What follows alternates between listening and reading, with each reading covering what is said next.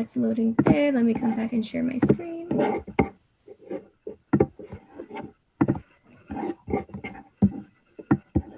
Any new viewers we have today could see I am very tech savvy, as you can see, in getting our agenda started. Let me zoom in on this a little bit. Can everybody see it? All right, then I have to go ahead and call this meeting to order at 12:04 p.m. And we'll go ahead and start off with a roll call. Chris? Here. Christina? Here. Louise? Here. Michael? Here. Alex? Here. Jasmine? Here. Philly? Here. Kelly? Here. Here. Here. Emmanuel? Don't worry, I heard you guys. All right, Kyle? Here. David? Here. All right, we're all here. Now that we've established quorum, before we proceed with business, I'd like to go ahead and acknowledge that we are conducting business on the native land of the Hahamanga tribe, and that we should be respectful of the land that came before us. And I'd like to offer a moment of silence. All right. Moving on to the approval of the agenda for January 13th, 2021. As you can see, the agenda is in front of you. If there's anything that needs to be edited or changed, please let me know. If not, then I'd like to entertain. Yep. Mackenzie, get a mouse pad, because all we can hear is you moving around and the mouse. It's like scratching. Okay. So put it on a notepad. Wait, what? So when I don't know how you're moving around, but all I can hear is you scratching, moving. Let me move this thing out more. Maybe that's what it is. Because all I'm moving is my fingers right now. Okay. Is it any better? Kind of the same. I don't know. All right. So I guess. Your mic plugged in? Yeah, I have my mic plugged in. I have my headsets in, just moving my hands. So. Oh, wow. Well, hopefully the scratching doesn't get any worse. I'm going to try and stay still this whole meeting. All right. Getting back to the agenda, where were we at? Approval of the agenda. I'd like to entertain a motion to approve the agenda if there's something that needs to be changed. I'd like to move to approve today's agenda. I second. Okay, we have a first by Kelly. Can I get a second? They already seconded it. Second from Jasmine. Oh, sorry, I didn't hear you. All right, we have first by Kelly, second by Jasmine. I'm going to go ahead and bring it to a roll call vote. Chris? Aye. Christina? Aye. Louise? Michael? Aye. Alex? Aye. Jasmine?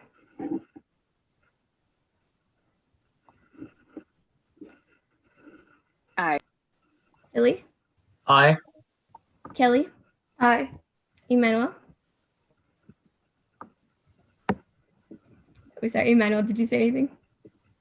Aye. All right, thank you. Kyle? Aye. David? Aye. All right, we have approved the agenda unanimously. Moving on to approval of minutes. I've been asked for all three of the minutes that we go ahead and table them because each of them have a committee member name missing for some reason or got misspelled. So we're gonna go ahead and table all of our minutes for this meeting, get them all approved next week. Let's see, we can go ahead and move on then to public comment on non-agenda items. Do we have any public comment on YouTube? Let me take a look. You need to have a motion to table those items because you didn't do that in your agenda approval. All right, I'm gonna go ahead and backtrack. I'd like to entertain a motion to table the minutes for, can I do all three of them together? All right, I'd like to entertain a motion to to table the minutes for October 28th, November 25th, and December 2nd. All right, we have a motion by David. Do we have a second? I second. Second by Luis. I saw the screen light up first. Let me write that down. All right, I'm gonna go ahead and bring that to a roll call vote. Chris? Aye. Christina? Aye. Louise? Aye. Michael?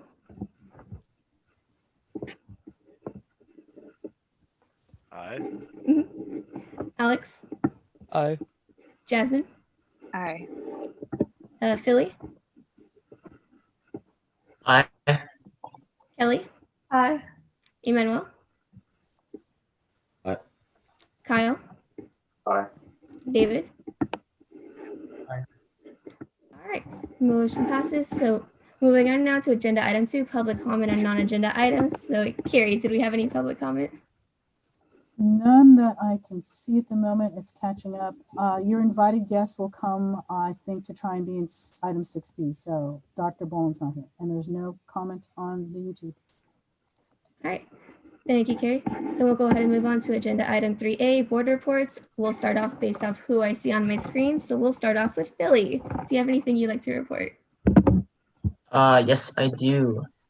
So I checked in with Carrie this last Monday, and we basically just talked about projects for public relations and also like stuff I wanted to do before the end of my term.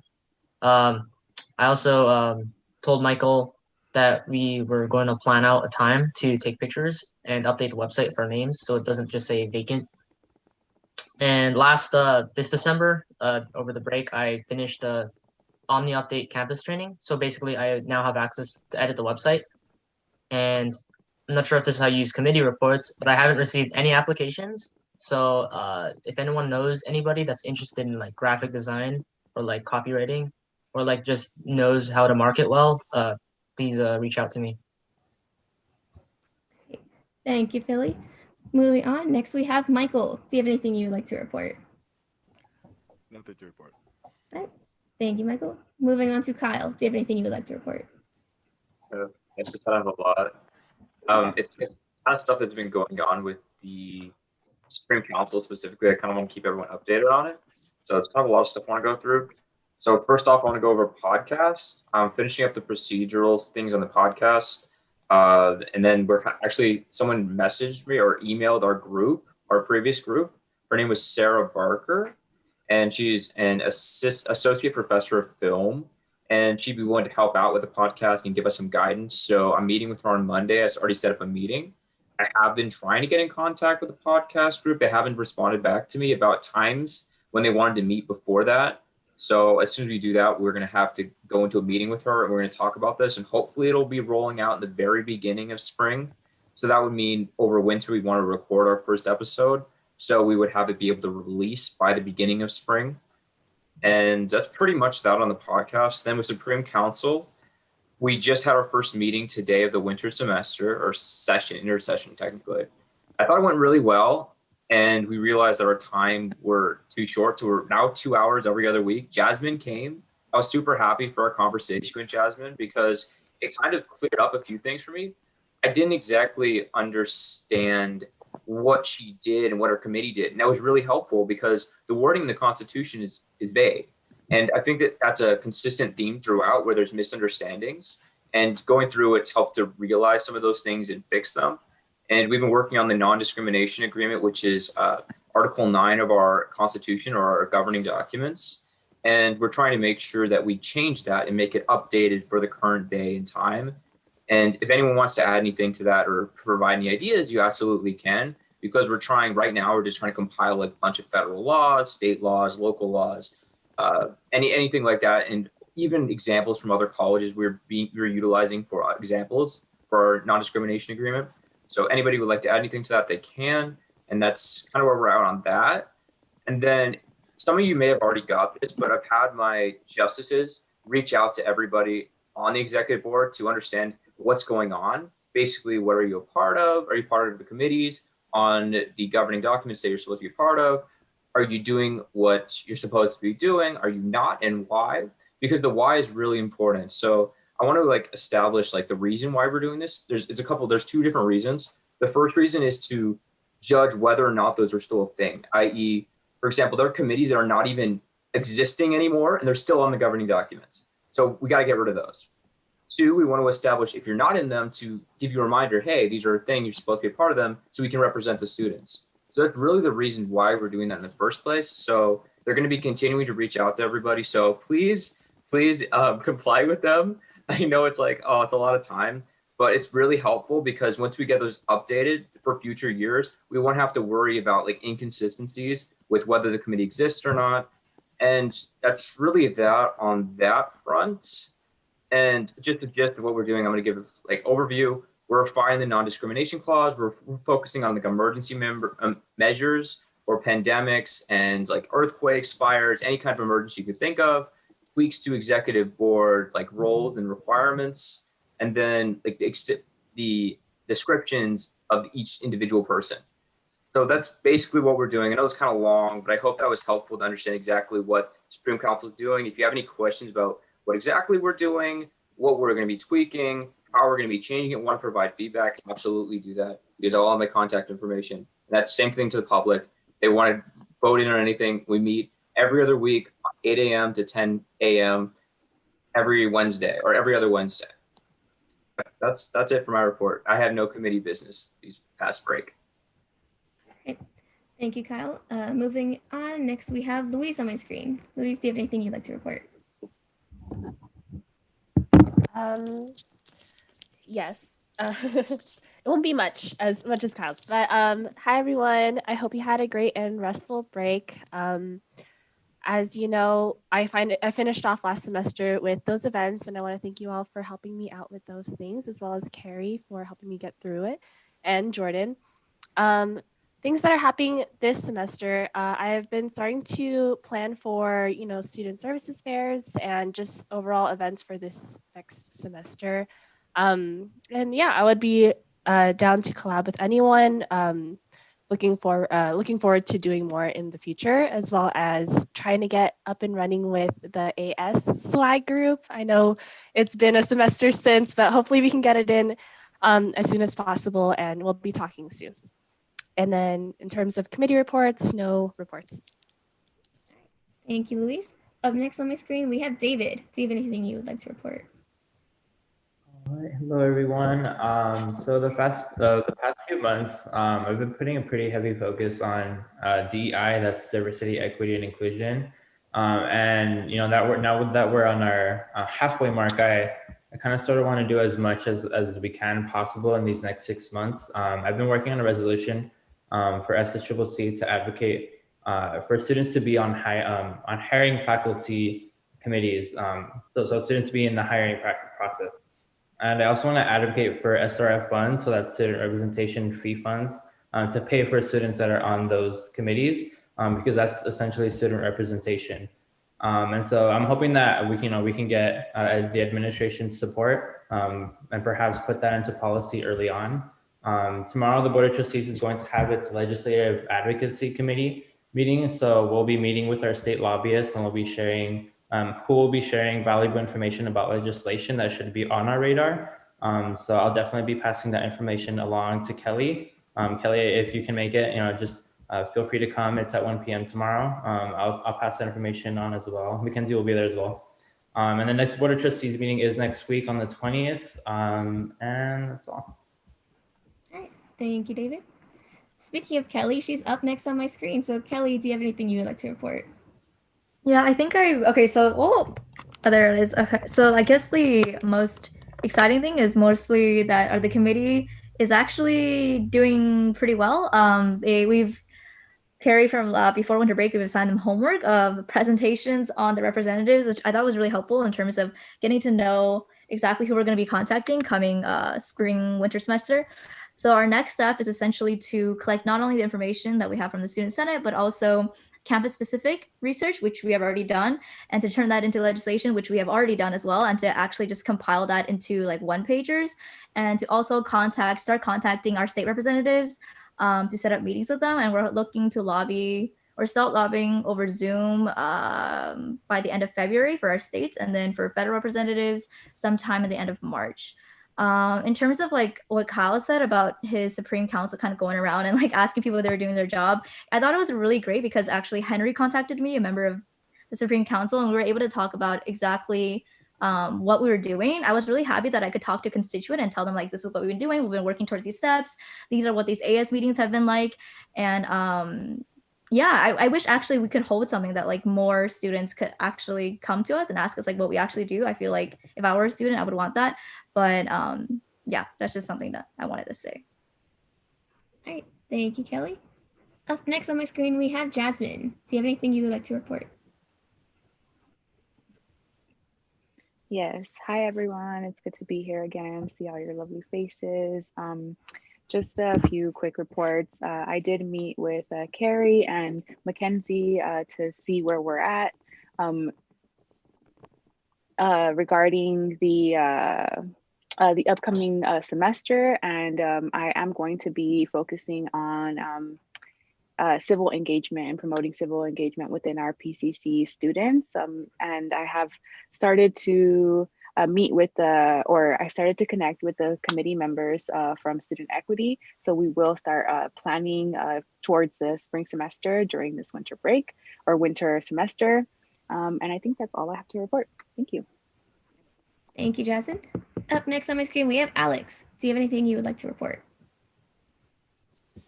Yeah, okay. So I'm meeting with Carrie tomorrow to discuss my plans for the semester and what exactly I'm allowed to do.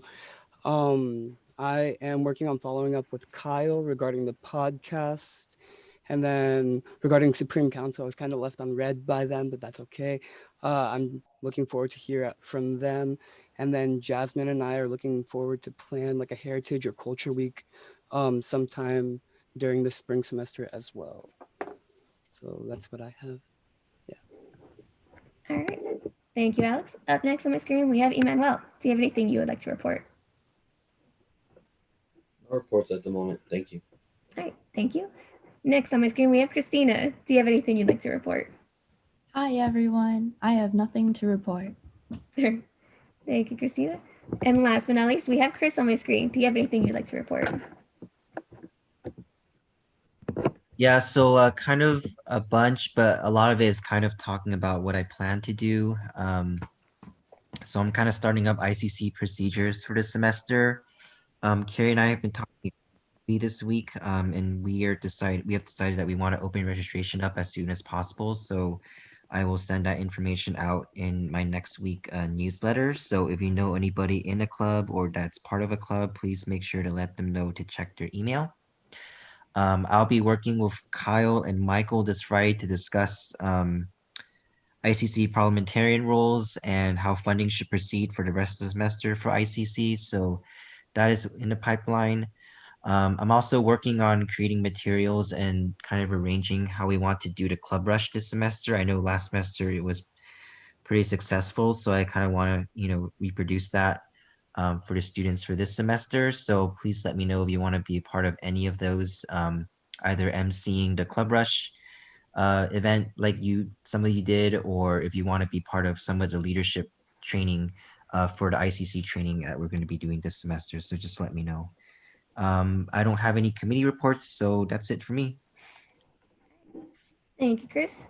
Finally, I have my own report. Don't worry, I'll keep this pretty short. I don't have any committee reports, but as for my individual reports, I did meet with Carrie this week so we could discuss plans for spring semester and just establish some goals we have for the whole board for throughout the semester. Like David mentioned, we will be attending a meeting tomorrow with Alexander Buckelhide and the team to discuss future lobbying. I've been setting up meetings for next week so next week I'm meeting with President Erica and her executive team. I have to sit for Dean Cobb. I am setting Miss Syria my schedule for winter and for spring so we can finally get another official meeting time since we had to reschedule our original time. Let's see, what else do I have on here? So this I'll be bringing up more with all of you, but something I've discussed with Carrie is we do want to establish more office hours since that is something that we have talked about doing in the past and we've sort of been doing a little loosely, but now we want to have a more concise office hour times that we're going to do. We can always bring this up at a later time, but I just want to put that in your heads now to sort of start putting aside time in your schedule, in your calendars to just put aside 45-minute to an hour blocks twice a week, just so students can come and meet with you and just talk about anything that they have to concern. Because like Kelly mentioned, it is really good that we can have a space for students to come and talk to us, and office hours is one way that we get to do that. Let's see. You will all be getting a doodle from me in the next day or so. I'm going to try and be setting up my own one-on-one meetings with you so that I can hear from you what it is your plans are for the semester. I know you're having these conversations with Carrie and sometimes with each other as well, but I just want to hear directly from you yourself just what it is you want to do and if there's anything that I can do to help you out with your final term in AS. Other than that, that's all I have for my own report. So we can go ahead and move on to advisor reports if they have anything they'd like to report. Sure, I'll go. Just a couple things. Anyway, first of all, welcome back. It's good to see you all. I hope you all were rested. I did miss you all while you were gone. And I'm really happy to be able to meet with you and connect one-on-one. For those of you who I'm not your primary advisor, in other words, I don't advise your committee, I do encourage you to reach out to those folks and set up some times just to chat with them and to get folks all on the same page that we're ready to roll. Couple reminders about committees.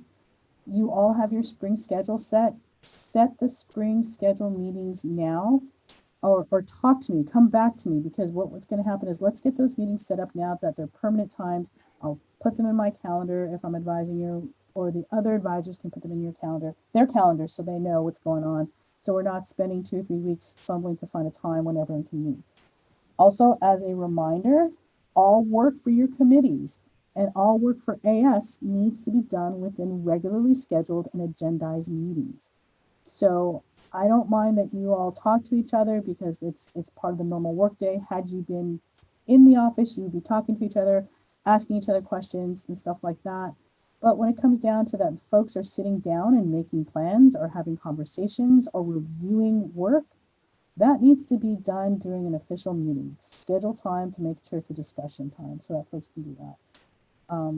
We cannot have you have meetings without having a proper agenda. And don't forget, once you get your agenda ready to go, it needs to be published on the AS website on the meeting section. And you all have access to that. If we need to have a review of that, let me know. But you all need to get that up, and it needs to be posted 72 hours in advance. Also, we'd like you to post on Lancer Life. Kelly's really good at that, so go call Kelly. She knows how to create it as a news article or an event. Because again, this is about how are you getting your constituents to know what's happening. Right now, I don't know how many people we have on our web chat. You've got 3 people, one of which is me, one of which is Mackenzie. So I don't know who the other person is. Welcome. But we need to, if you really want to make sure that the public can be transparent, make sure you post those things in those spaces. Please mark your calendars, and I'll put the dates in the chat. Accreditation, they're coming to campus on March 8th to March 10th. I'm almost certain they're going to ask to speak to you. Some of you, not all of you. Mackenzie, you know that. So please make sure that you put that on your calendar and just kind of be aware of that. We will let you know. They're pretty good about letting folks know who they want. So probably about 2 weeks in advance, we should know who they want to speak to, but just put it down in your calendar, mark it now. They would like you to do probably just like a quick 45-minute just conversation. So we don't know when, but just be prepared. Other good news is that your computers, they're coming. So we ordered laptops a long time ago, and IT has said that they are going to start coming in on Fridays and pulling out your old computers and doing new laptops that can be locked down. So good news is your laptops are coming and they will be here. So if someone really needs a laptop, we can talk about checking one out. So that's the good news for that. Other than that, I'm working with Chris. We're trying to get the clubs going and out, and busy with that. I am always available to you all on campus to meet. So if you need to, let's set some meetings up. This semester, think of this time now in winter is a great time to get a lot of work done, to do a lot of planning and a lot of scheduling, okay? We need to know, you need to be prepared. This is a great time. You now know enough that you can be prepared to be active and engaged during spring. One last thing is I would like to schedule kind of a social event for us so we can all get together and do some games. There's an escape room, a virtual escape room, which I tried out, which I think would be really fun. So kind of looking for a time, and I'll send out a doodle just to see, kind of get an idea of when you all are likely to be free, so we can all get together and kind of hang out together and not have to worry about agenda and talk and laugh and try and get some stuff done and get to know each other. But that's all I have. What is a virtual escape room? It is just what it sounds. It's a virtual experience that you have to work together to solve puzzles to achieve an end. So, and we can do Jackbox too. I know you all do Among Us. I kind of want to play Among Us, but I'm afraid because I don't want to die. But anyway, yes, Christina, you will escape because we would have to do it as a team to get out. No, okay. It's pretty fun. And the reason why you all are the guinea pigs, because if it works out really well, then we can offer this as a larger activity to the campus. So we can do campus activities, can do this. So, anyway, very good to see you all. Thank you. Thank you, Carrie. Dean Cobb, the floor is yours if you have anything you'd like to report. You know I got a book to share, right? It's just because I'm trying to keep you all informed and stuff seems to be happening. So I'm really happy to see all of you. You all look a little more spry than you did when we ended in December. You don't look so beaten down for those of you who I can see. So I hope that's an indication that you all got some rest and some escape from what is school and your leadership role. So just to try to give you an update really quickly, I wanted to let you know what's going on with PCC and COVID. For one, we are maintaining that managers and classified staff are coming onto campus 1 day a week, minimally for managers and classified staff. That is not the case for faculty. Execs are also coming on campus too. For spring, so as you know, in fall, we had a limited number of students we allowed to be on campus to either finish coursework from spring or to make sure they could complete certificates primarily or requirements for their certificates in auto shop, welding, and our health sciences.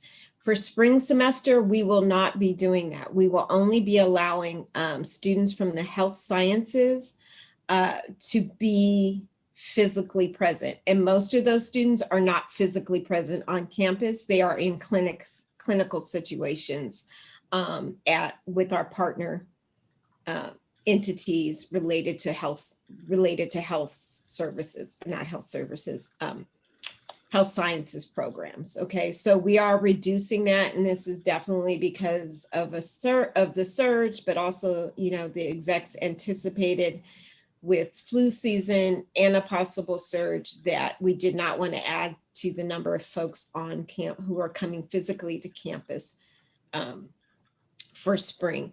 So the budget for the state budget looks really good for community colleges and higher ed and education in general. One of the perks of that is that in the governor's budget and coming from the chancellor, there is more funding for COVID recovery kind of thing.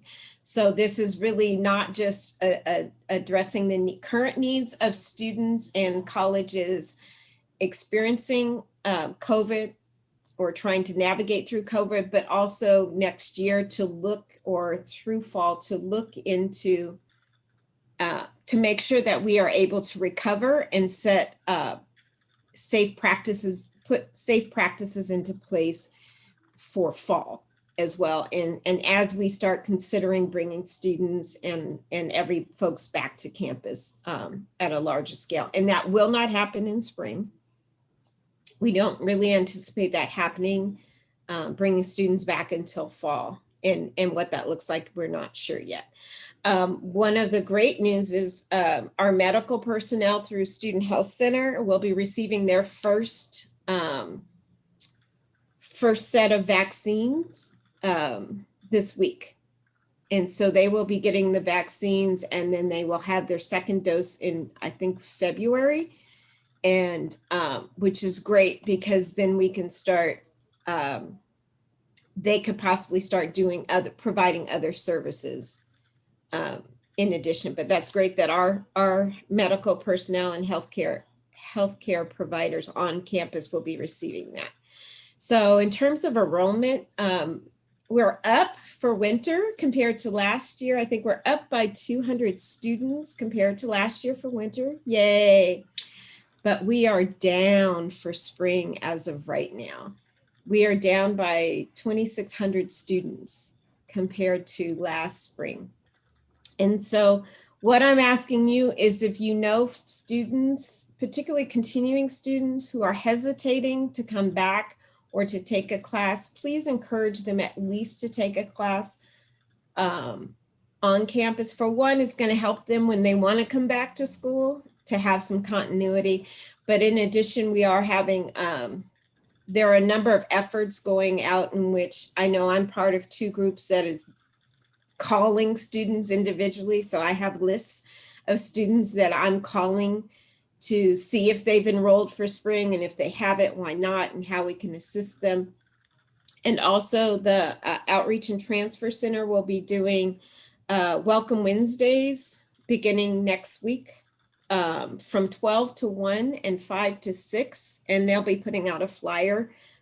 Check their social media. So encourage students who may not be certain if they want to come to PCC right now or want to come back to go to those Welcome Wednesdays. For one, that staff can walk them through available resources, what it's like coming back, and the benefits of coming back. So we are working hard to increase our enrollment for spring. And we did see, we had 400 students, I think we contacted at the end of fall and last week. And out of the 400, 176 decided to enroll for spring. So there is hope, and people may just be waiting till the last minute. So I just wanted to let you know that. We do have emergency aid and emergency resources. We had 1,000 students not accept their federal CARES funds that were available to them in fall. And so what this means is we now have those funds that we will make available to students, to other students for spring, for winter, spring. And so financial aid is working on contacting students who have completed financial aid applications, because that is a requirement, or AB5 or a Dreamers application, because that is required to be eligible for CARES funding. But so they're reaching out to students who have done that, but also that they are seeing still have need. And then we'll expand that. We'll see what we get from that. And then we'll expand that to students who we see have need, or we may know who have need, but have not done a FAFSA. And to encourage them to do the FAFSA so that they could get CARES funding and possibly other funding to support them. So if you have people who are concerned about them, have them call financial aid about that.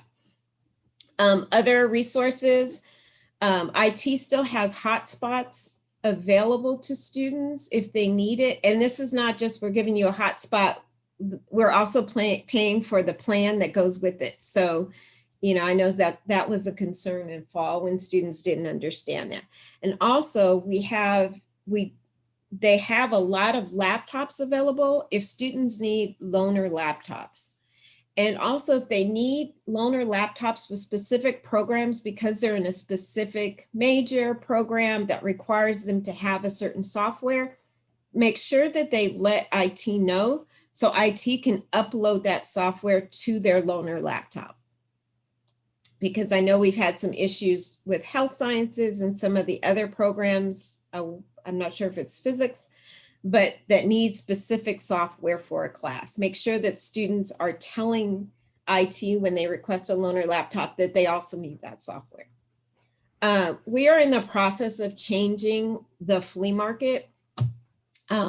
So as you know, the Associated, and I'd like for this to be an agenda item so I can talk to you more about this and get some feedback. Flea market was created by Associated students. So over the years, we thought we had a certain status, and in the past year, we've realized we don't have that status or not that complete status, and there have also been changes. So we have been meeting with the foundation to see if the foundation we can house the flea market under the foundation, because they already have all of the established requirements for an auxiliary organization, for a nonprofit organization that serves PCC. So we want to do that, but also preserve the fact that the flea market was created to support associated students and student life on campus. And so I've been in meetings with them, and it looks good. One of the downfalls will be that it will lead probably to us Office of Student Life losing a full-time position.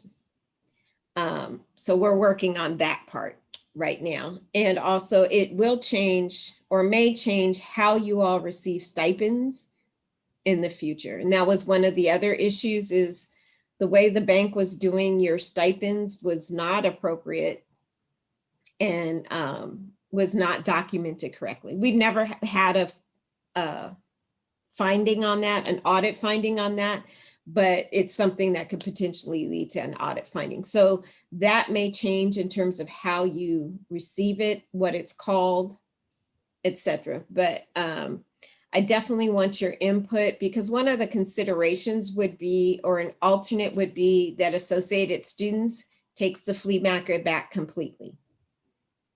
And De Anza College, and I know we talked about this, De Anza College does that.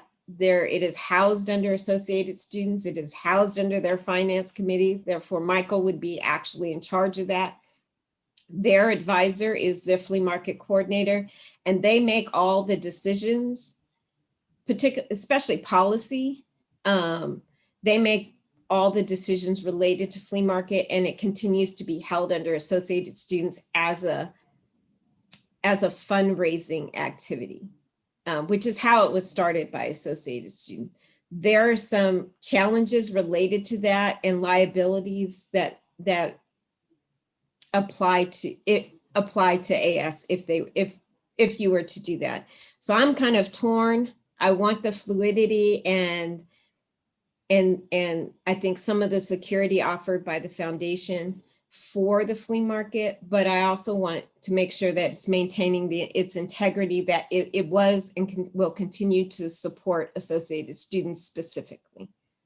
So that's that. And accreditation, Carrie talked about that. They will interview some of you. They will be focusing primarily on shared governance and how you all experience shared governance. And so I think that that's something that is really important that you prepare yourself for. So I know that was long, but I just wanted to make sure that you had the most current information as of right now. Great. Thank you, Dean Coptor. We always love hearing your reports. Always good to hear what's going on campus. Since we've all got our reports in, Michael, do we have any financial reports? I don't have anything to report. Does Carrie have something? I haven't had a chance to wait. Oh.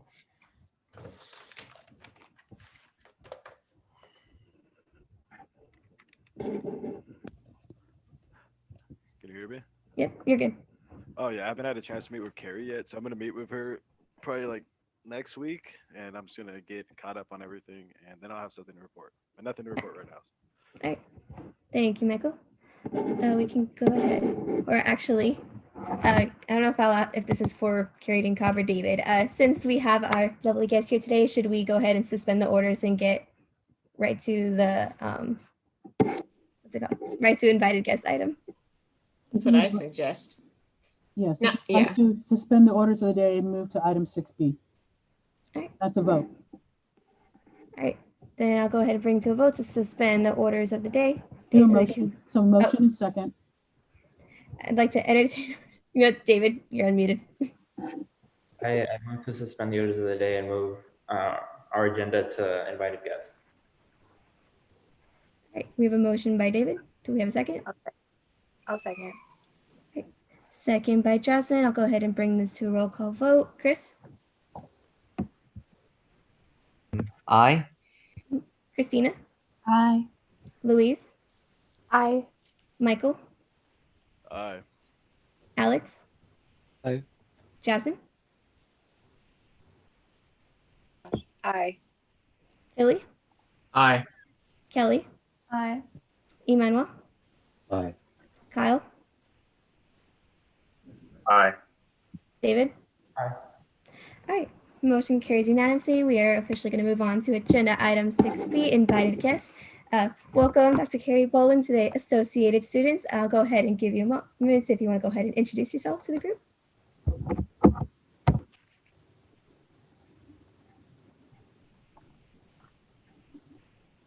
Oh, I'm so sorry. For me to introduce myself, correct? Yes.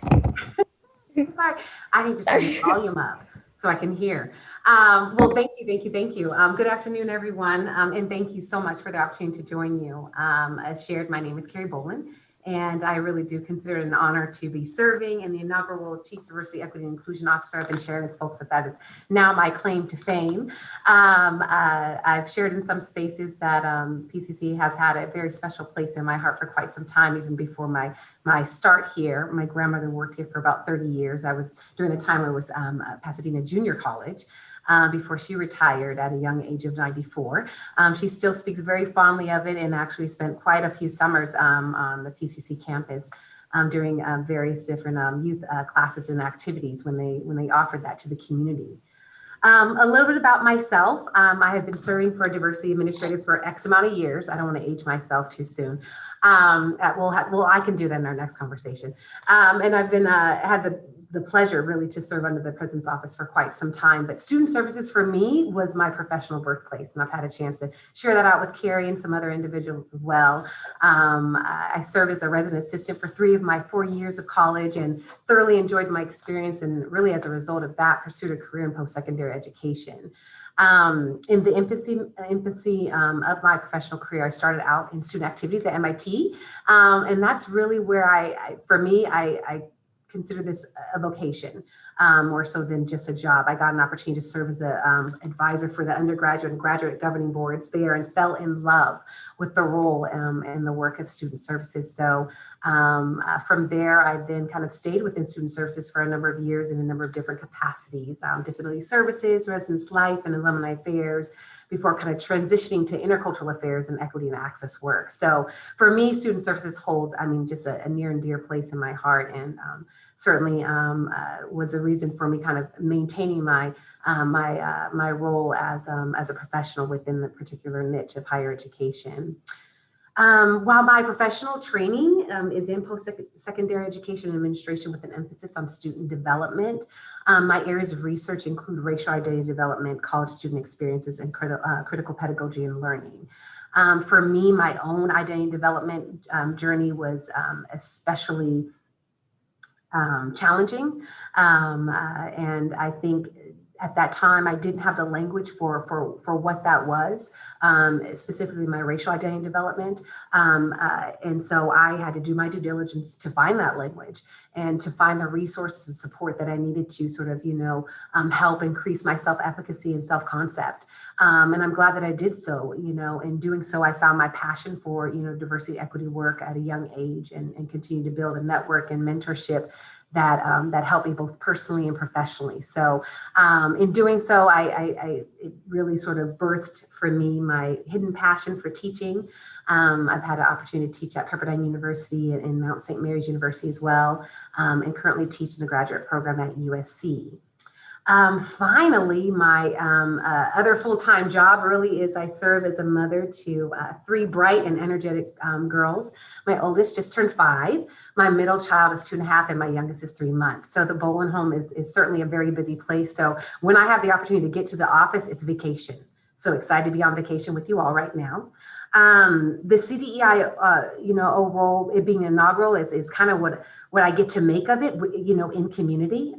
Certainly, I don't consider myself as the sole sort of, author of this role, because my work is really to serve the community. And so, and it's also, to sort of galvanize the institutional community towards shared diversity-centered goals and missions. So I am so encouraged to be able to do that alongside you all. It's community work, it's hard work, it's process-driven work. So it doesn't happen overnight, as I know you all are aware of, but it happens in collaboration. And so that's in part why I wanted the opportunity to kind of just step into this meeting to introduce myself and also offer a subsequent space for connection, hopefully in the near future, for us to kind of unpack the student experience from your perspectives and that of the peers that you represent. So I'll work with Carrie to kind of identify another touch point to do so, where we can set aside some dedicated time. In closing, I'm just very grateful for the opportunity to serve alongside you all. Look forward to partnering with you towards moving some diversity-centered initiatives forward and really serving more so as an accomplice, for organizational change towards greater equity and for your goals, under sort of this broad umbrella of equity and inclusive excellence work, and kind of finding out more of where I can be of support and be a contributor to that work that you've already started. You can reach me by phone and by email, and I can send that along to Carrie's attention to kind of push out. But I'm so looking forward to when we get to be face-to-face, in person, on campus. And when that time happens, you can find my office in Building C, room 218. I think that's it. I'm grateful for your time, y'all. Thank you so much for inviting me to the space and allowing me an opportunity to introduce myself. Thank you so much for taking the time to come in today. I know I've been looking forward to having you come to one of our meetings and coming to meet everyone. I'll actually have all of us introduce ourselves to you because I'm sure there's a lot of new faces here today. So for the rest of the board, I'll just ask you to say your name, your position, maybe a little something about you, what you do. So I'll start off. Hi again. I remember sitting in on your interviews. I'm Mackenzie Rivera. I'm the president of Associated Students. And I'm just really looking forward to working with you. I've been waiting for this for a while. I remember the interview process. Happy that you finally got in here. So that'll be my introduction. I don't know if anybody else wants to go next. I can go next. Hi, Dr. Bowen. Thank you so much for stopping by. My name is David. I'm the student trustee. And yeah, I just want to say that I'm really excited to work with you. I know that personally, I'm very, these next 6 months, I want to focus a lot on DEI and what we can do in our own positions as student leaders. I definitely want to work with you and touch base on you at some point. So yeah, I'm really excited to see what we do. Thank you so much. Thank you, David. I'll go next.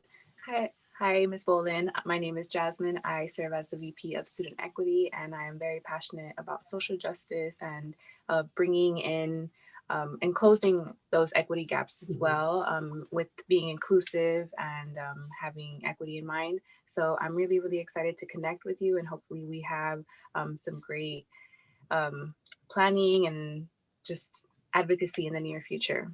Thank you. Thank you, Jasmine.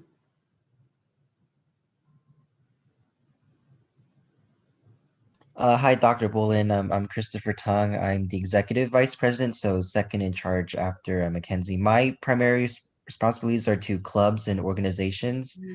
Not 100% sure how that would relate to maybe what you're doing in your department or your side of things, but I'm definitely open to having a dialogue about, how we can work with DEI, what David said, and how we can make accessibility to clubs and organizations more accessible.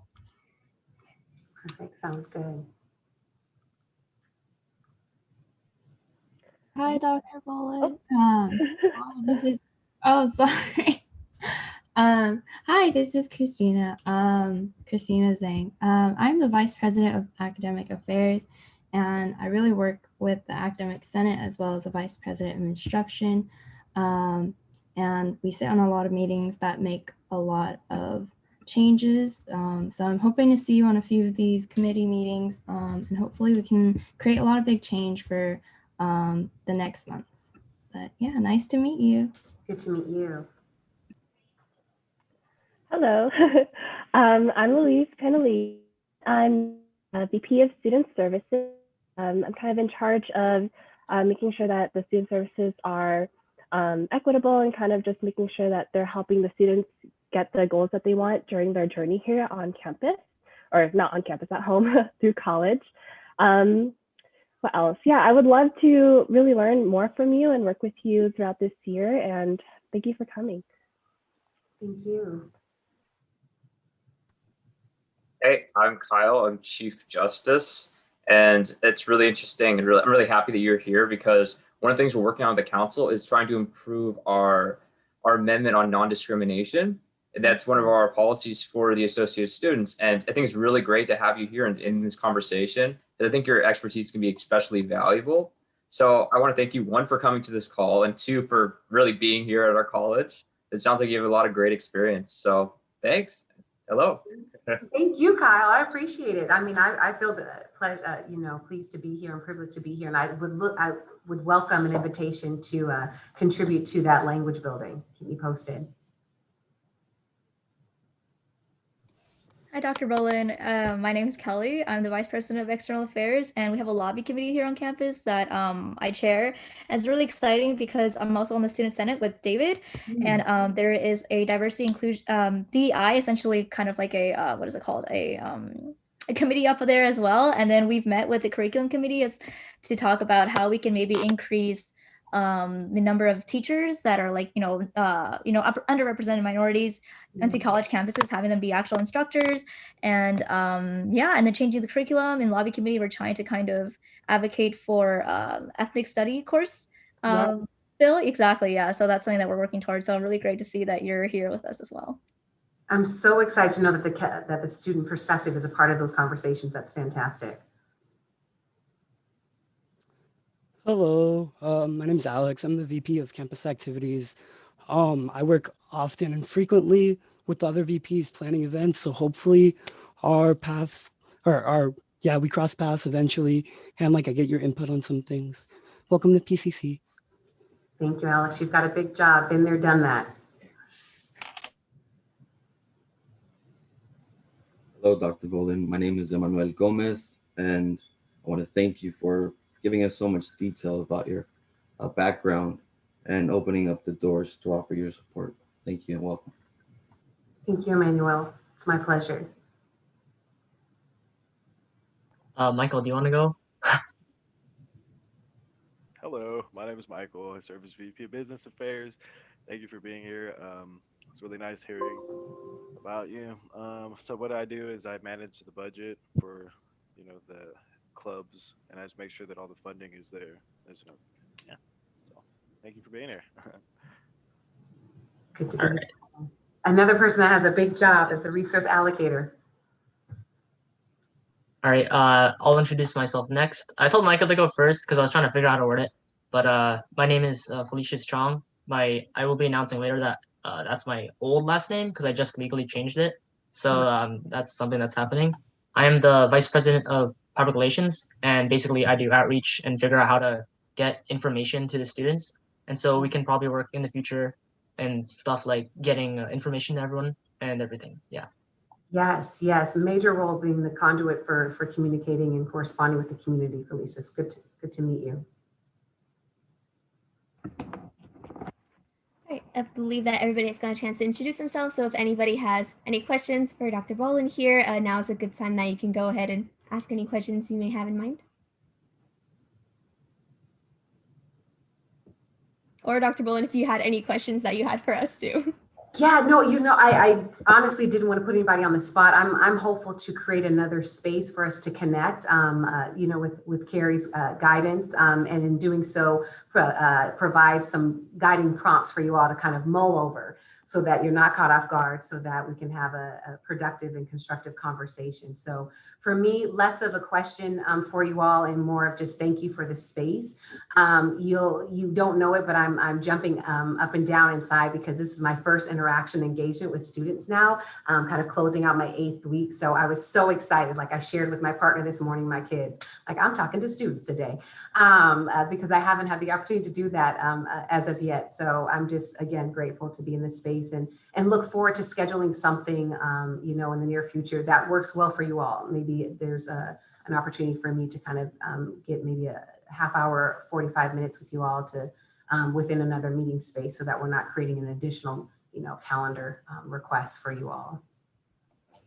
Dr. Bolin McKenzie, I'd like to say thank you for coming. I'm happy you're here. I just want to say something about this group. Associated students this year and last year have really led the way in terms of a lot of equity initiatives and really making sure that students are getting served and approaching their work from an equity lens. And as you know, developmentally, we look at leadership development as well as identity development and social justice, connecting all those together. And I think this group, as well as last year's group, have really led the way at times on campus when there has been a vacuum. And so I really just wanted to let you know that that's who you would be talking with. And I know especially Jasmine this year has, really taken the lead and done some fearless programming through equity in the fall. And they've been very active on campus in shared governance spaces and other spaces to make sure that the student voice is heard and is also heard through an equity lens. And they're proactive in doing so. So I just wanted to say that so that you know the caliber of students you'll be working with. And I think it's fantastic that they will also have you as an additional resource for them. So I think you should be very excited about this group of students. I am, and thank you, Dr. Cobb, for that. Yes, I would say over my past 7.5 weeks, Associated Students has come up multiple times. So to your point, you all have a reputation of being institutional change agents. So I'm certainly, again, honored to be able to sort of work alongside you towards your particular goals of Associated Students and that of the greater community. So thank you. Of course. Did anybody else have any comments, questions, anything for Dr. Bolin while we have her lovely time here? No. Well, thank you so much for coming in today to meet with all of us. I know this was a long time coming, and of course, you're always welcome to come back to another meeting. We can always put you as an agenda item, come back as invited guests. We're always more than happy to have these conversations with you. I appreciate that, Mackenzie. Thank you all so much and have a blessed rest of the day. Please see me or think of me as a resource and advocate and reach out. I am very accessible for you all. So thank you again, and you all take care and stay in good health.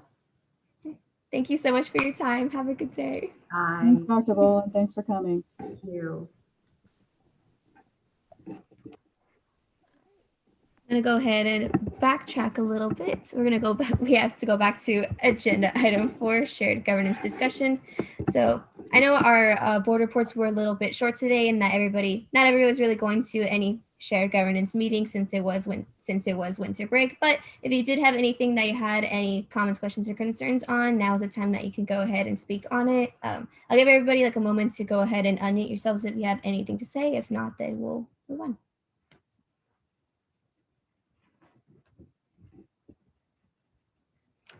All right, sounds like we have nothing, so I'll go ahead and move on to the next agenda item, action items. First action item A, Business Affairs Amendment, is brought to us by Kyle. So Kyle, the floor is yours. Would it be possible to put that up? Otherwise I could pull it up. Oh wait, let me go back to it. We probably scroll down. It's in green. You all good? Yeah, it works. So originally we talked about the wording of this and deciding to implement some sort of additional business affairs like requirement. Essentially, that's kind of the word we went on. And this is the ending wording. We reviewed this with the council, the Supreme Council, and they agreed with the wording, and they didn't have anything additional to note. However, I want to bring it up to everybody here. Does anybody have any issues with this? And if there are no issues, then I would want to entertain a motion to approve this. Or sorry, not entertain a motion. I would like the first motion to approve this. I kind of don't like how it says a grade of C or higher. I think a C is kind of low. Does that display like at least a firm understanding of what accounting is? I think it should be like more or higher, but if no one else cares about a C, I just don't know if we want a C. I don't know. I might just be like too critical on that, but that's my only thing is the C or higher seems kind of low. Maybe a B or higher would be better because the C's. Or no, is that just my thoughts?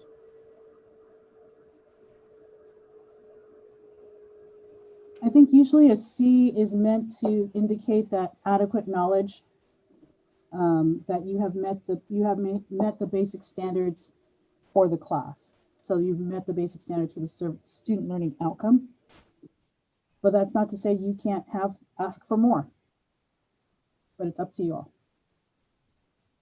Well, for me as a tutor, they required me to have had an A or a B to tutor a subject. So if we have somebody running budgets for the entire student population and all the activities, that's why I'm just saying that. I think a C is kind of low, but it's okay. I mean, we could keep a C for that.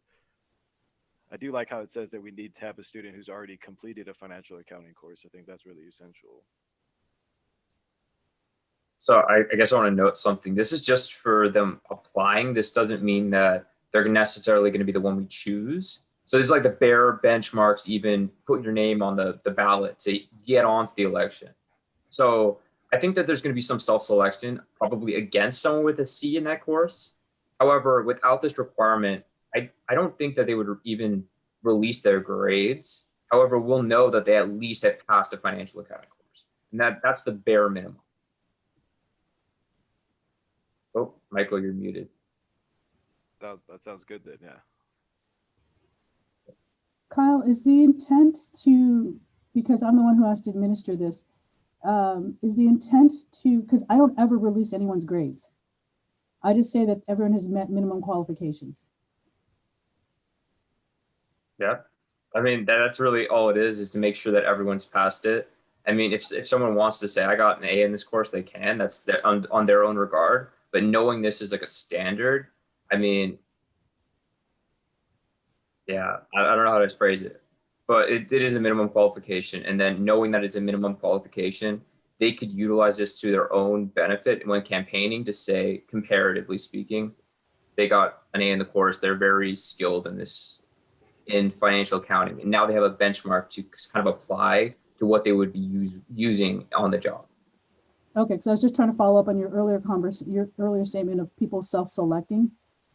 I didn't know who you meant by self-selecting. I don't know if you meant the audience or if you meant the individual self-select. But just to let you know, I never release this type of data to anyone.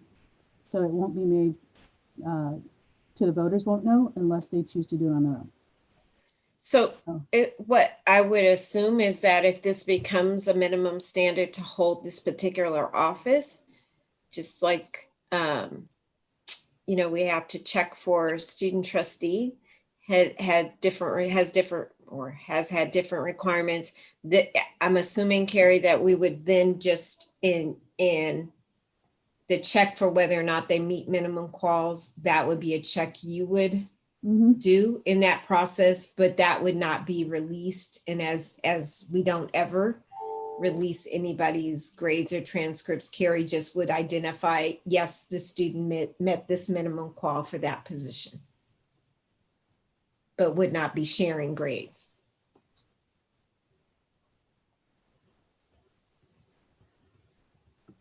Does anybody have anything else they'd like to add? Oh, I'd also like to add something. So I know Kyle, I remember hearing about this like months ago too. And I know Kyle wants to basically figure out how to have people who are experienced in accounting, so you're not just going in blindly. But I also want to ask Kyle, like, if there's a way we can like test if they're proficient in that. Because I'll give you an example from my own life, I guess, is that my mom is actually an accountant, and my brother has never taken a financial accounting class, but he still had the experience to work as an accountant at my mom's like workplace of work.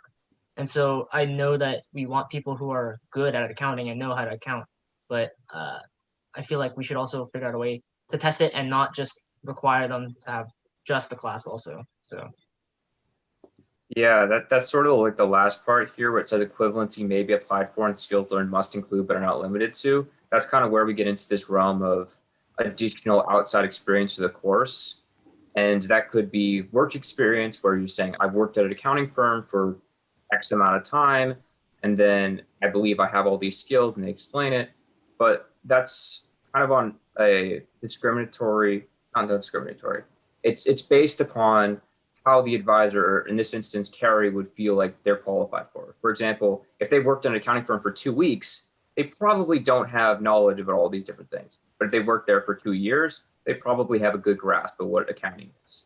So it kind of has some leeway on the administrator of elections, the person who's going to be going through the different candidates. So I think Carrie would definitely need to have, Carrie or anybody else who's doing that would need to have direction from the board about what you just said about what that could look like. I think equivalency, Kyle, is the way you get at that experience. But I think to have it codified where you give examples of what meets that equivalency would be helpful. I know as a person who used to try to interpret the intent of the board over years, sometimes it gets to be difficult if it's not spelled out, and it doesn't have to be the be all end all, but at least give some examples of what you all would consider to be an equivalent to taking that course. And maybe Michael and now Philly could share some of that or create some of that or share some of that with Kyle in terms of language.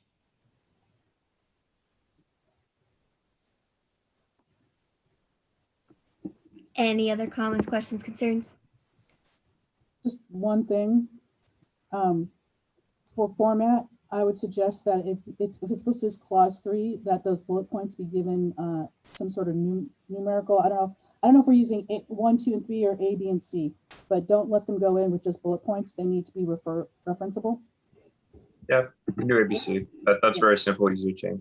Yeah, David says ABC. So. Yeah. So, sorry, Mackenzie, go. Mm-hmm. I was just gonna say, how is the content? That's the major part. We can codify it later by explaining what exactly equivalency means. But how about the content? Should I go back and change it and change this and add some sort of equivalency requirements, or is that something we deem is going to be ever changing? We want to have that separate. I don't know how we want to go about this.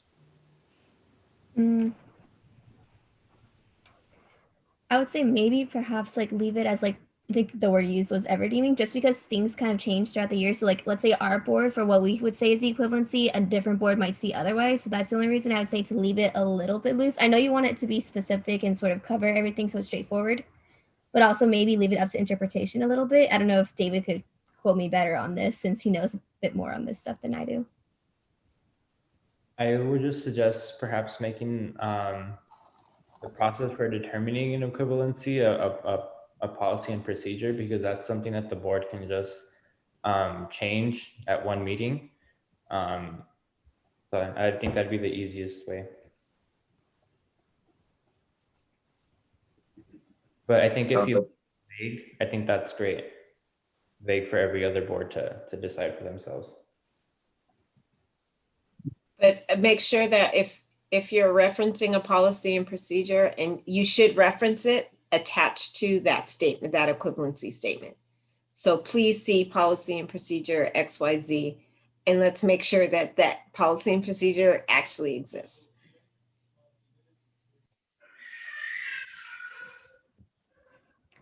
Any other comments, questions, concerns, anything for Kyle? Sounds like nothing. Kyle, do you have anything?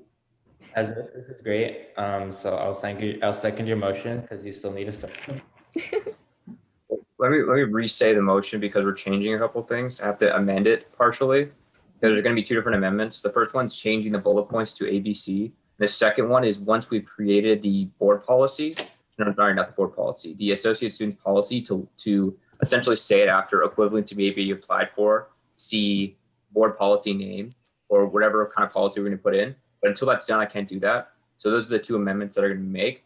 So my motions, I want a motion to approve the business affairs amendment with the two noted changes, changing the bullet points, and then adding the reference to the policy, which will be created at a later date.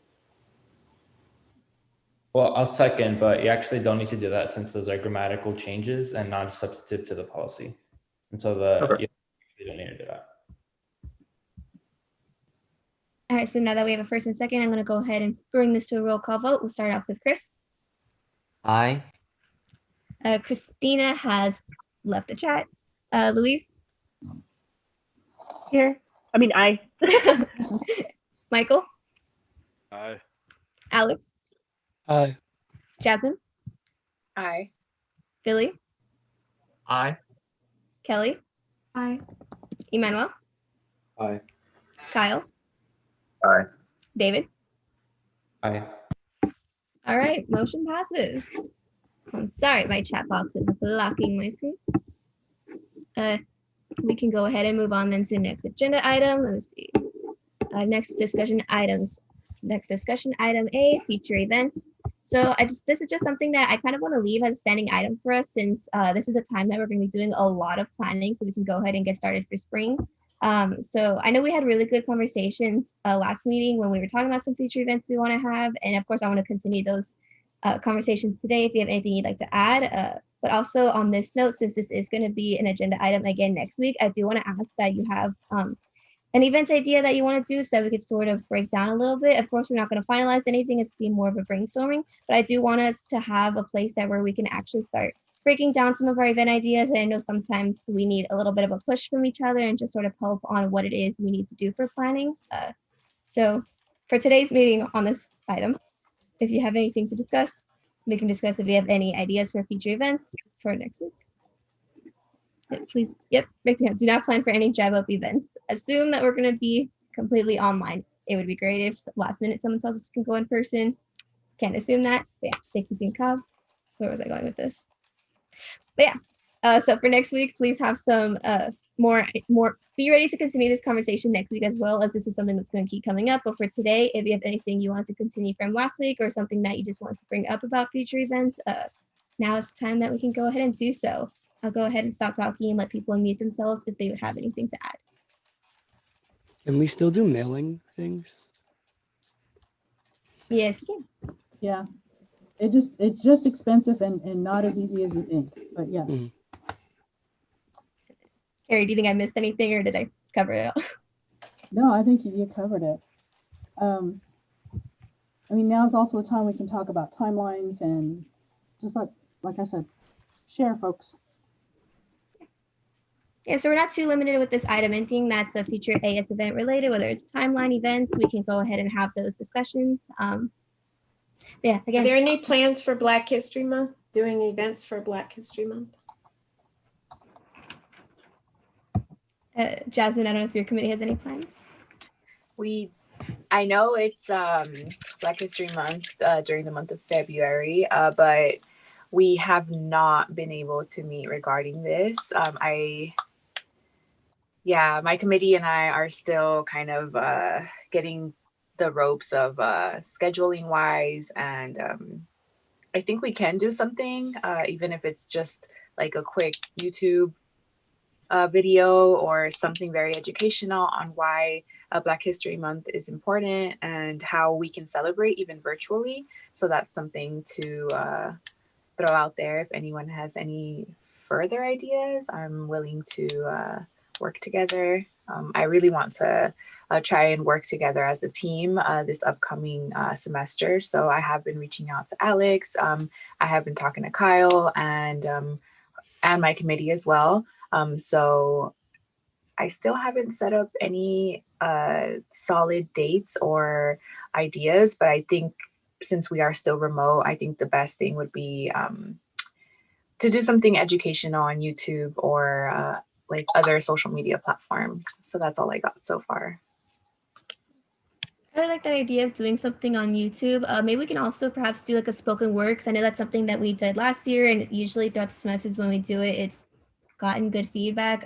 That's just one idea I have. And then sorry, David, I just noticed I started cutting you off when I spoke. You can go ahead. You're good. I was just gonna recommend that we reach out to Ujima and collaborate with them on something.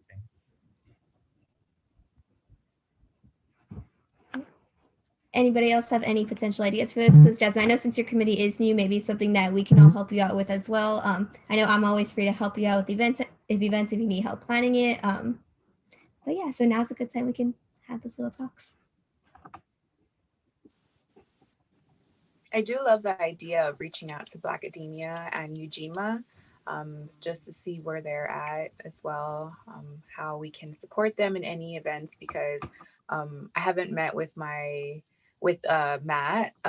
so we haven't really gotten to brainstorm on exactly what we can do, but I know Matt always has really, really innovative ideas, and something where we can also include the programs and the equity programs as we have before.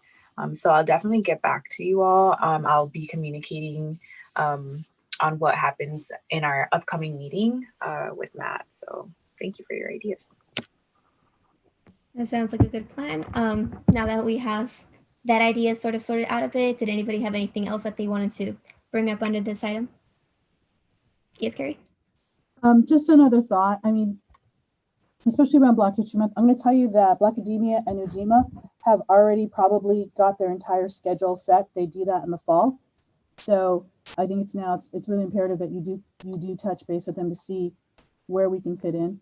And one of the things I was thinking of that we can do, it's kind of expensive, but I still think it's probably worth it, is now that we've established our link with Swank, that we, Alex can get in touch with them and see how much it is if we want to stream Soul, the new Disney movie, or if we want to stream another movie.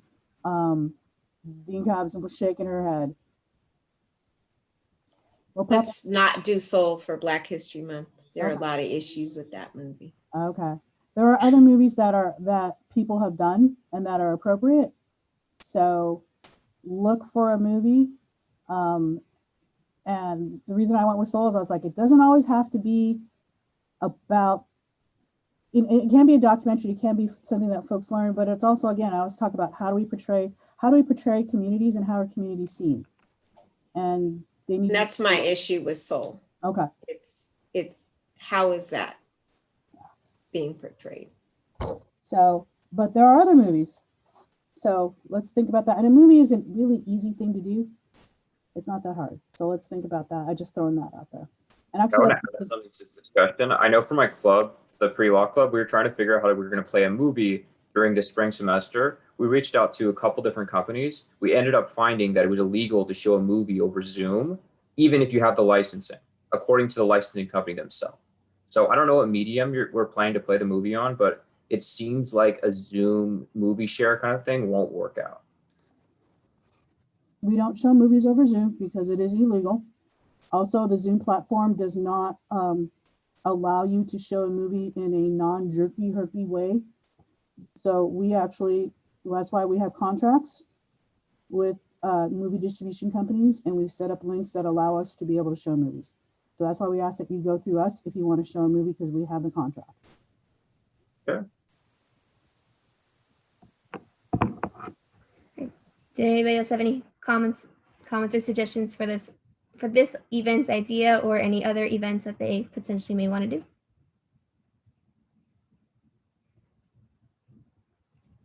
No.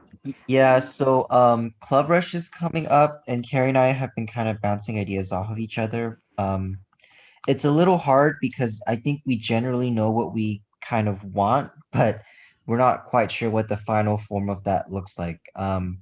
So let me clarify. So I know last semester, for those of you who were with us or were familiar with the process, I sent out emails to the people who signed up who were interested in promoting their club, and they would say so when they registered their club on Lancer Life. And then they would come into a Zoom room and we would record that Zoom meeting and then post it. It went really well, I think, especially considering that was kind of the first time for pretty much everybody involved. But I know that every semester should be an improvement upon the last. So what I kind of wanted to see generally for this semester was maybe like a higher level of polish, with maybe the same format we did last time, or maybe that means introducing a different format. Karen and I aren't too sure yet. So I guess I'll put it out there and see if anybody has any ideas. I know Philly, as part of publicity, might have more experience with this. And if any of you are familiar or know people that can edit a video or produce a video, yeah.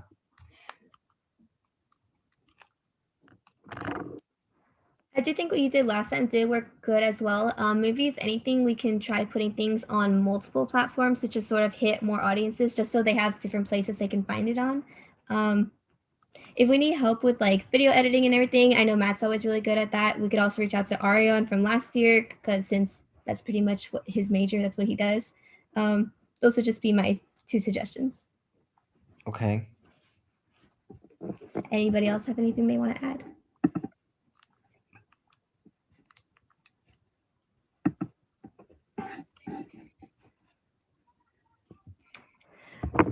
I talked to a couple of you all about programs that you want to do. This is the time to start kicking them out. Just throw them out there. They don't have to be perfect. Ideas are good because you also have to start thinking you've got spring. And you all are going to have elections coming up, by the way. So throw some ideas out there, just share them, and we can pick them up and make them, make them work. They're not all perfect, but share some ideas. Okay, no hesitant. I'll go ahead and throw it out there. I know we brought this up last time, perhaps having an AS mixer so that we can just have a way to introduce ourselves. Because I remember Kelly mentioned earlier, we need a way for students to be able to meet us, see what it is we're doing, have conversations with us. So I think having a little AS mixer is something that would be really fun to do. I know I wanted to do that last year when I was on campus activities, but Ms. Rona did not let me do really good planning on that. But I think that's something that we should try and do this year. I don't know if it's something any of you would be interested in. If you all are too busy with your own events, I am more than happy to go ahead and plan this thing on my own. I may just ask for help hosting it, but that's just one idea that I have. I don't know if anybody else is interested in working on that or if they think, no, that's going to be a terrible idea. Just any comments or anything on that idea. So what platform are you thinking of doing this on? Like a YouTube or like a Zoom? I was thinking of perhaps trying it on a Zoom. I've only been to one online mixer when I went to the LGBTQ plus faculty one. So I would definitely be reaching out to Jordan and Matt and seeing how it is they've done mixers in the past and just seeing from all of you, because I have never really attended many mixers myself, but the one that I went to, I thought it was really fun. So I think that's something that I would kind of want to try and like base my idea off of. Unless, I don't know if you know a good platform that we could use for it. I was also thinking like, since we are remote, it's like a lot of people aren't really, I guess I'm just going to speak for some of the folks that I've spoken to, like they're experiencing a lot of Zoom fatigue and stuff like that. So I think like a more innovative way of, putting our videos out there is like doing like, I don't know, like I want to say like TikToks or something so that they get to know like who we are, like having little snips of who we are and what our positions entail. I think it would be kind of educational and still like fun and a fun way for folks to, I don't know, like get their attention pretty much is what I'm trying to say. Just a thought. I can add on to that. But when I met with Carrie, we talked about that, how she was like, hey guys, you should do video introductions. And I was like 5 months ago, probably. And when I was getting into my position in October too, Carrie's like, hey, you should do this. And I haven't, because I wanted to plan this out for you guys. Because now that I have access to the website, we can just, one of the ideas was we could just have video introductions on the website. Just 30 seconds of you just being like, hey, this is my name, this is what we do. And so anybody that wants to learn more, you just go onto the website, watch the 30 seconds of the position, and that's it. And as for the mixer, I'm gonna connect it that too.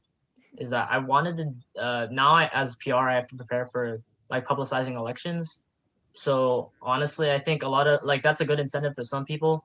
Is that if they want to run for next year, like mixers are a good way for them to like kind of get to know the people who are currently in AS, and so we can do stuff like that too as part of an election initiative. So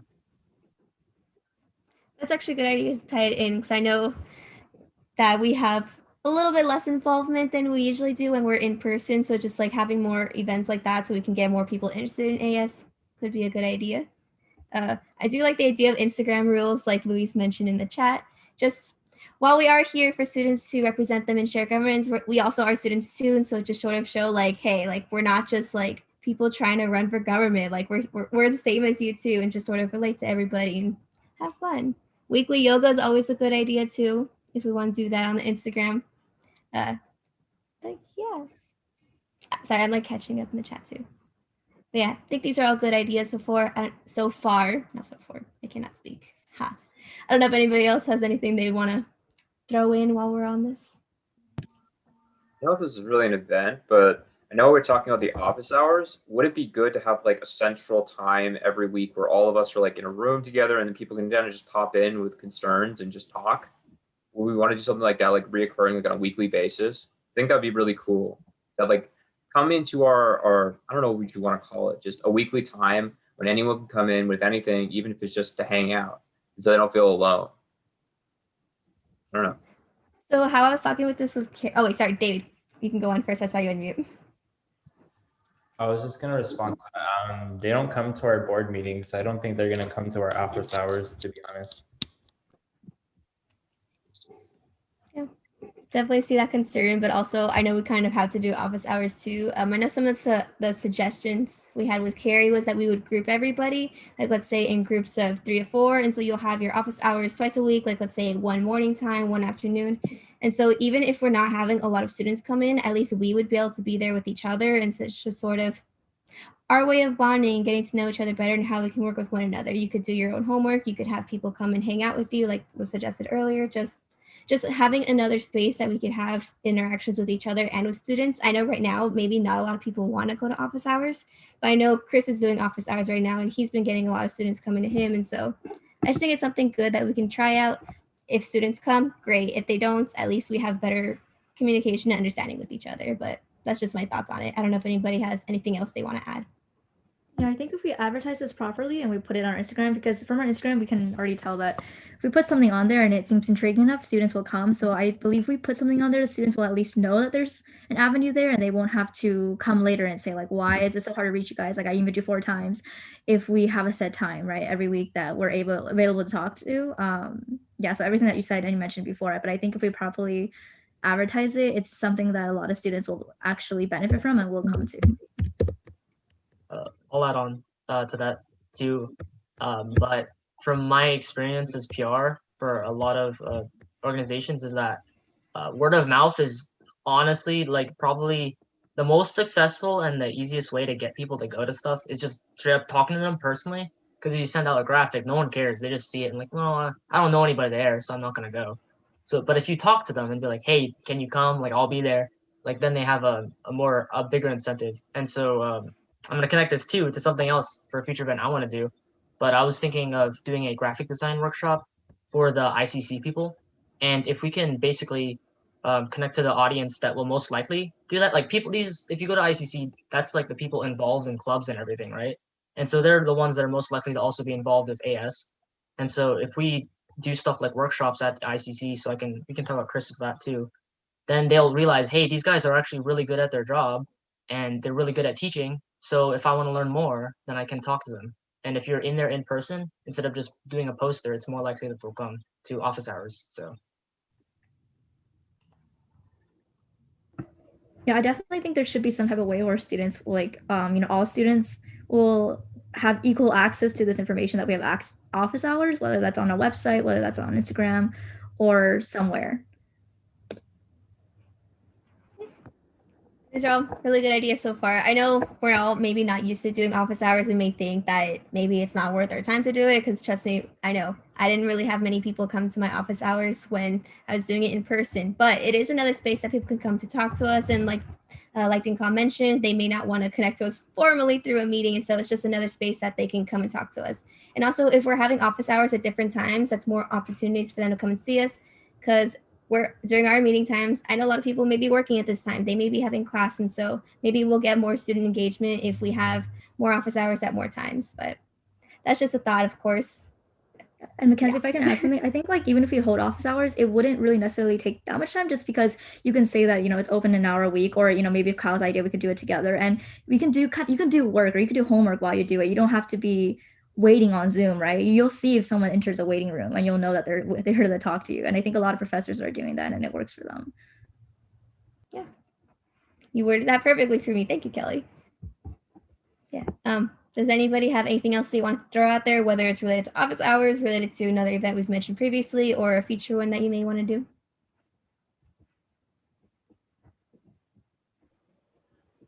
I think I have a lot of ideas. I will try and get them all put together by next week. But yeah, I don't really know if this idea is as popular as I think it is, but I'm bringing back the whole masterclass idea again.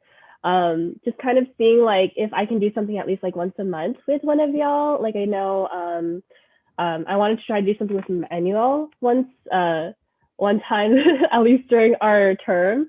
something that he could show us on like YouTube or something like that. I don't know if that is a good idea to you all, or you have like a different way of doing it as well. But I just brought it up. Just that conversation. Mm-hmm. It's always good too. And I know this is also maybe not everybody has enough ideas put together that they want to throw out there, but also, wait, sorry, I had this in my head. Okay, back on track. This is just a good point where we can just start, at least get pinpoint on the ideas, because I know you may want to work on these further with your own committee since several of you do have them. But before you bring it to your committee, I do think it's a good idea that you have enough of a base, at least have the foundation of the house before you try and build it. So maybe setting that foundation here on what it is you want to do for your events and just thinking of the little details and then bringing it to your committees would also be a good idea. I know right now everybody's sort of like in the thought process right now on what it is you want to do for events, so we can also continue this next week. I know I'm not expecting everybody to have one event that they want to do, but if you can try to have at least one or two on something you may want to do, or at least know who you want to collaborate with, so we can come up with ideas that way. That's something that I like to give you all as your little homework for next week. I'm gonna go ahead and stop talking. If anybody else has something they want to throw in, whether it's one of you or advisors, if you have anything you want to throw in on this, since you've been hearing our brainstorming, I'll go ahead and let people unmute themselves now. Not necessarily an event, but I just wanted to ask Carrie mostly. So are we planning on attending the CCLC annual legislative conference?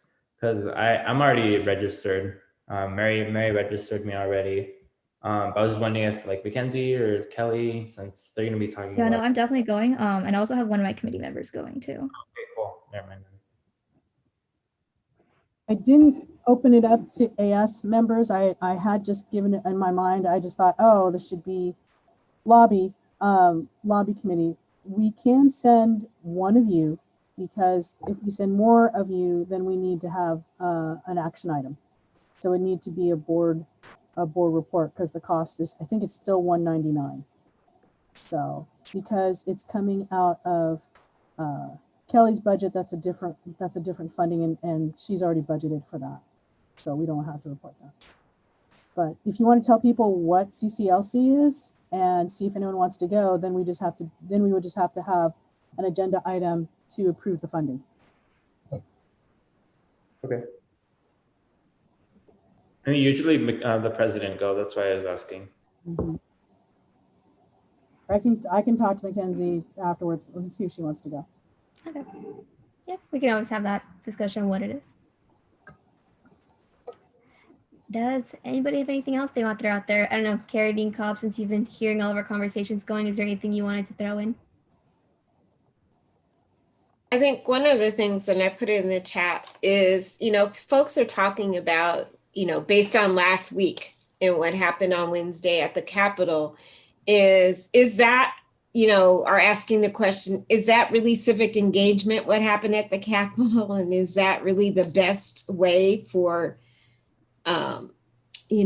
to be involved in the political processes of the country, et cetera? And so I know in different realms, that's a huge conversation. And I'll send you, after the meeting, I'll send you the link to an event that's happening, I think it's tomorrow or Friday, tomorrow evening, about these issues. But that has come up again and again. I know with my higher ed counterparts is, how are students feeling? And, we've been here before, right?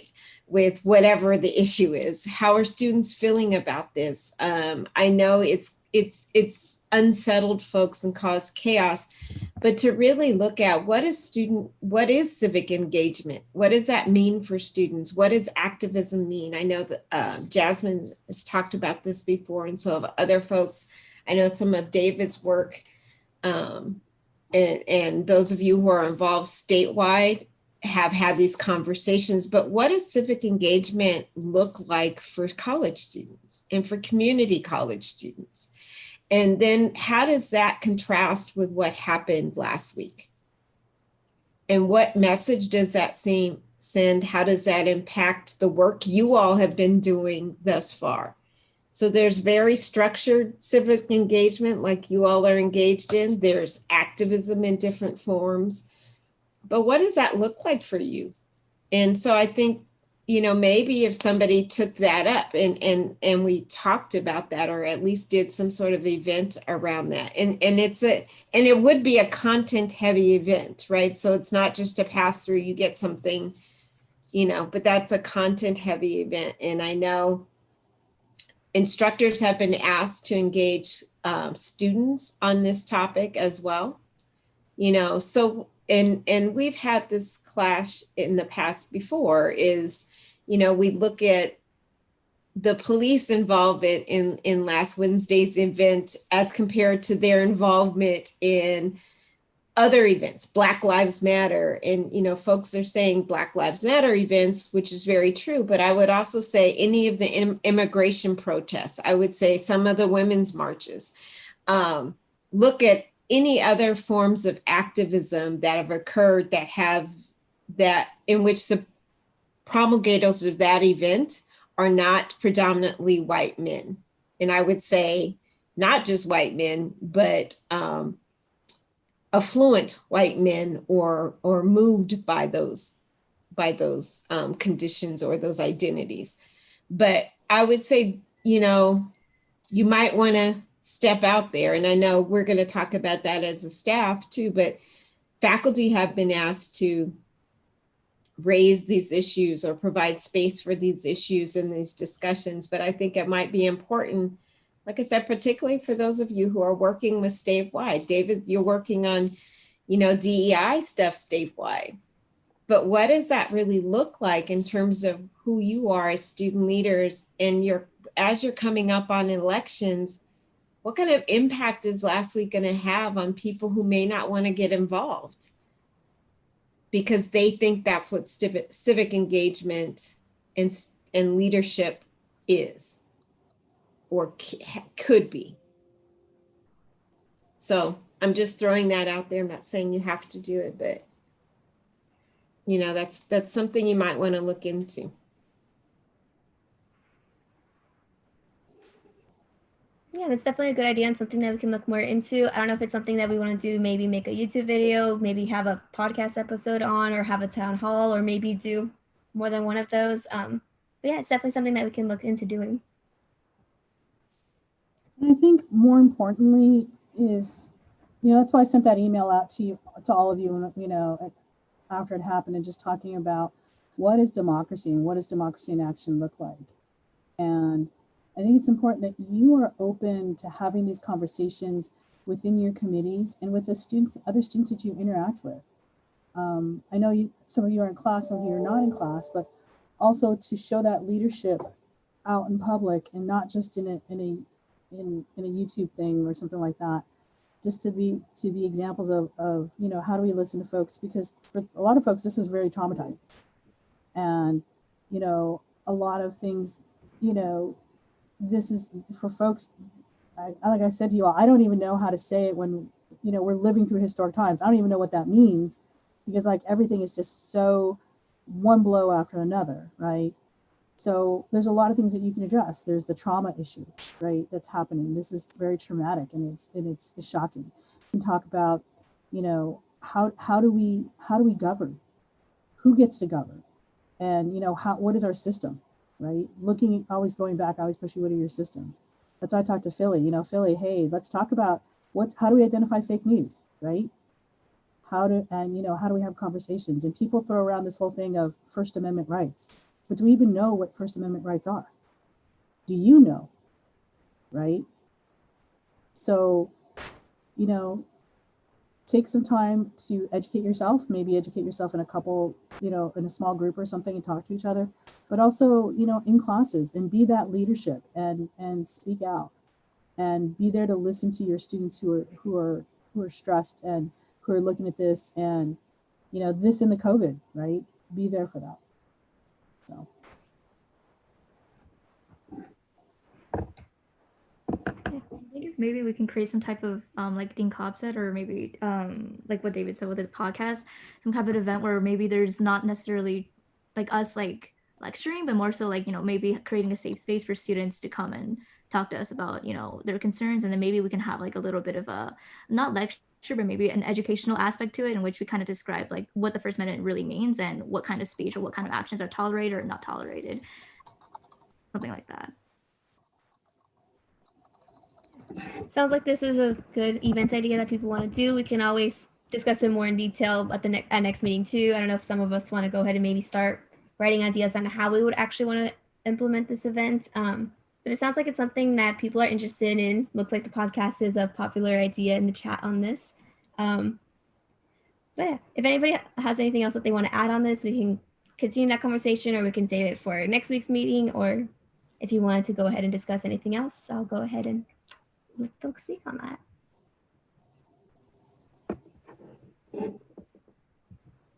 Okay. Did anybody have any other event ideas that they wanted to bring up or talk about while we have the agenda item right now?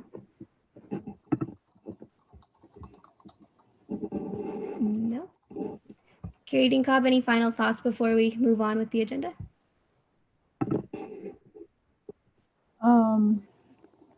Just that I know we're moving slow. I know we didn't have this time in the fall to get together and to brainstorm ideas off of each other and to schedule and put out things in a skeleton view. But really, really going to challenge you all to spend this next week and hardcore come up with some programs and some ideas, because now is the time to get that planning. There's a lot of logistical pieces that have to go down, and you are unfortunately the group that has to experience the transition with our policies in terms of making things happen on campus. It's not just COVID that you're having to balance, but you need to get paperwork done. If your ARFs are not in, money takes a lot longer to get distributed than it used to. We need to have contracts signed. There's a lot of stuff that needs to happen in moving pieces. Now is the time to do it while a lot of you are not taking, well, some of you are taking full loads, but not taking as much as you usually do, okay?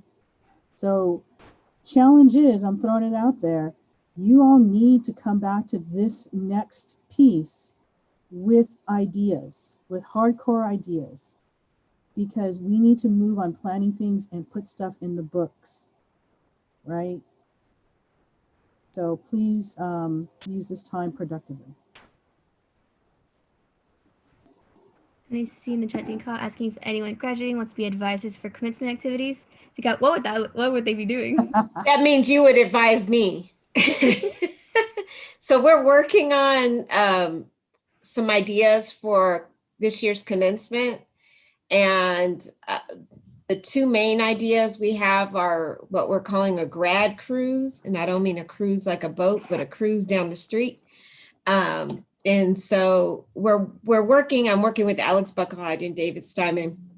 But so we're working on that. So it's not just this weird, boring kind of virtual event, but we're actually doing something, but there are a lot of moving pieces. But, you know, when I meet with them, I think we're all great. And the three of us think we're all great. And then I just need, there are student perspectives that I need in terms of what you think will work and won't work for students, what, you know, as before we get too far, before the rest of us get too far down this path. I feel like I need some student advisement here on the ideas we have. So that's why I'm asking, are there a couple of folks who want to be my advisors? I'm interested in doing it if you need help.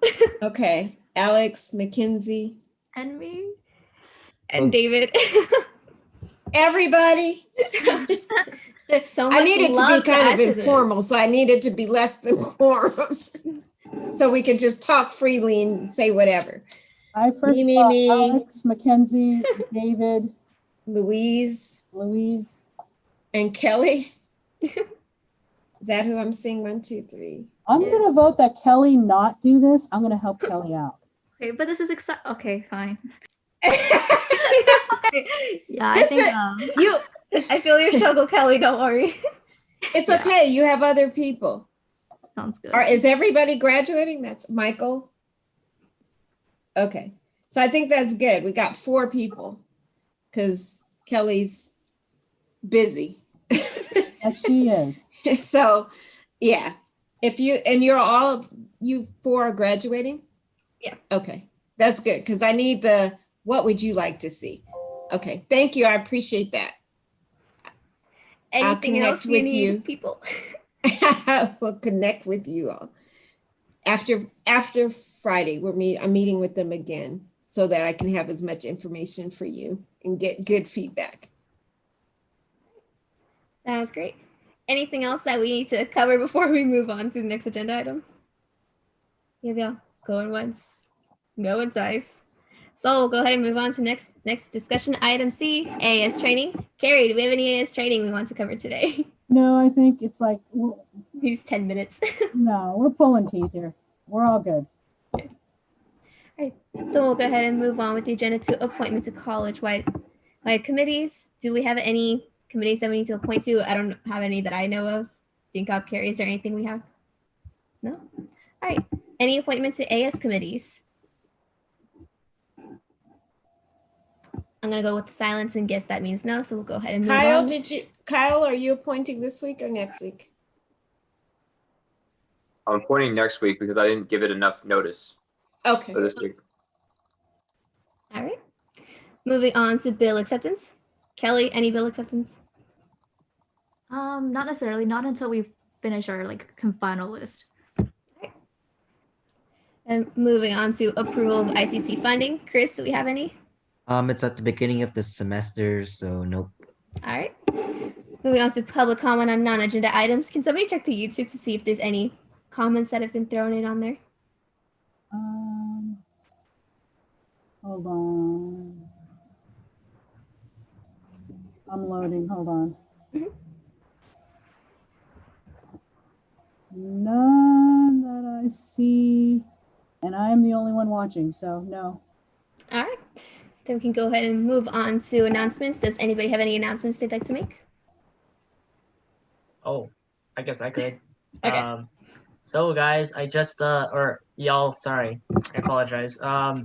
I just finished the legal process for changing my last name, so it just got approved last Friday. So right now I'm waiting on PCC to change it in the system. Once that happens, then we can change it in the meetings. So for now, I still have my old last name, but I'm gonna write it. I'll spell it out too. My new last name is OEY, just so everyone knows. Do you want us to have it changed for next week's meeting? I mean, yeah, might as well. Yeah. Okay. All right. I'll make a note of that and let Francis know. You pronounce it OEY or is it? Oh, you pronounce it like the French word we, like W-E. So now I can pun it. I'll just be like, we can do it. Like anytime I'm trying to get people to do stuff. Love that. You're such a PR person, Philly. Thank you. Emmanuel, did you want to say anything about what you put in the chat? Yeah, it's an opportunity. It's a free event, and let me see if I can upload the link. There's a Zoom link that you can register. Pasting it now. Just 2 opportunities. So it's that event coming up this week, and then there's a scholarship opportunity for the NAACP in Pasadena. If anyone fits the requirements, I encourage you to apply. That is it. Thank you. Great. Thank you, Manuel. Anybody else have any announcements?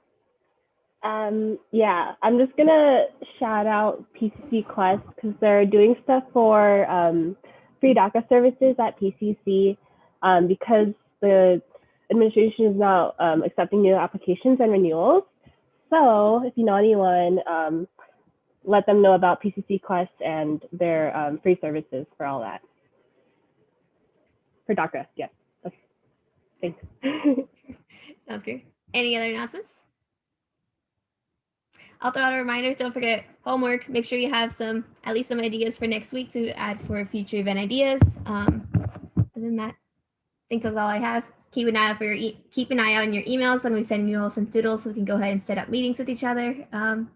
That's all I have for my announcements. Board of Trustees next Wednesday, so if you want to spend your entire evening watching that fun stuff.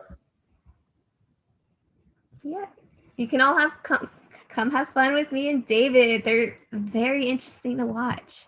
sometimes you do hear some good stuff. So it's always good if you just want to come and see what it's like to be David for a day. Come by and join us. Yeah. Any other announcements before I close this off? I'm gonna take that as a no. All right, future meeting dates and time. Our next meeting will be January 20th, 2021. Make sure you submit any items by January 14th, 11:59. If you have supplemental items, make sure you include those as well. Let's see. Then on that note, I'd like to entertain a motion to adjourn the meeting. Okay,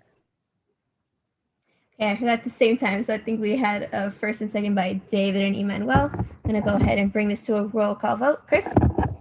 Aye. Christina? Oh wait, Christina's not here. Louise? Aye. Michael? Aye. Alex? Aye. Jasmine? Aye. Philly? Aye. Kelly? Aye. Emmanuel? Kyle? Aye. David? All right. Meeting is adjourned at 1:54 p.m. Thank you all for being here. I'm going to go ahead and get us off the live and stop the recording. Just give me 1 second. So before you leave, Michael, can we talk really quick about setting up a meeting? Yeah, I was gonna ask. Mackenzie, don't send out the email I just sent you because